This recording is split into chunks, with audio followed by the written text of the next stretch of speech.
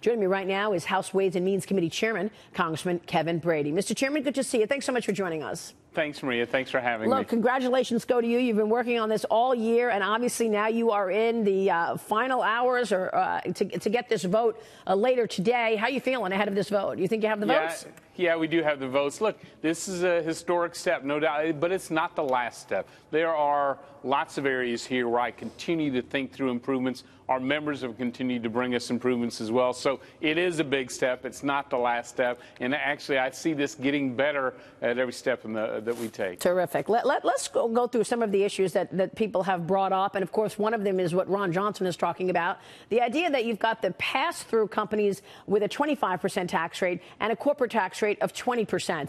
Are pass-through companies not as advantageous as a big corporation with a 25% rate? So what I know is this: we are putting hundreds of billions of dollars of tax relief to our pass-through businesses for the first time in history. We do it in 3 approaches in the House, one super low rate for those Main Street pass-throughs of every type of business, and we give other pass-throughs sort of 2 options to choose what's best for them. But I will tell you, I know Senator Johnson's passionate about his bill. We've met several times about it.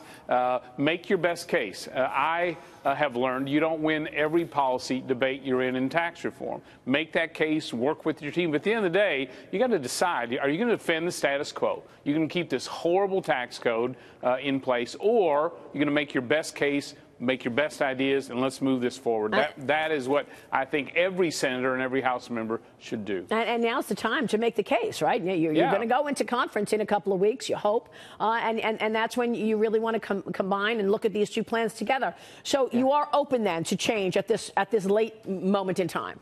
Well, look, I see this as a huge step out of the House. I look at what the Senate is doing as well. My view is, look, let's take the best of both, and if there is a better design, let's move with that. But I know this: we are on schedule to get this to the president's desk by the end of the year. So everyone step up. Everyone keep the process going. In the day, let's get this done. Do you have wiggle room in terms of moving the SALT situation? I mean, obviously, you've got congressmen in your chamber, like a Congressman Peter King, who's pushing back. I'm a no vote because of the treatment of state and local taxes. Are you open to putting a cap in there or changing that to appease someone like a Peter King? Well, I don't know about that because I've run the numbers up and down Representative King's district. You see tax relief at every income level. It's just not delivered through that one provision, state and local income tax. It is through the rates. It's through this new family credit. It's through removing the AMT, which in Peter's district, that's about $8,000 in tax relief per family caught up in that. And so what I do commit to, and I will continue with our SALT lawmakers, let's work to improve this. Let's work to make this better. But let's do it within the sort of the designs of the House. So what's the pushback, Mr. Chairman, on the idea that you're actually raising taxes on a handful of people as a way to pay for a 20% corporate rate?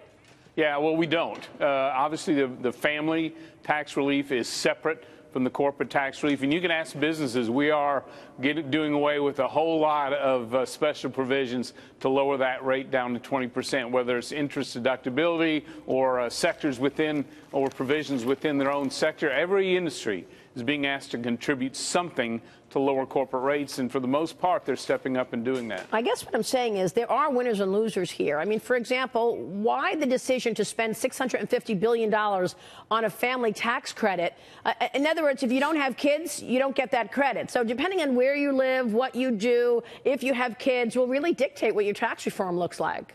Well, so we drove up. What we did was, one, we changed the brackets so that we could help provide tax relief at every level. Secondly, we do know a lot of these families that are in fact impacted by state and local also have children as well, but we didn't stop there. We've continued to make the changes within the AMT and other designs to help people. But again, Maria, we're not done.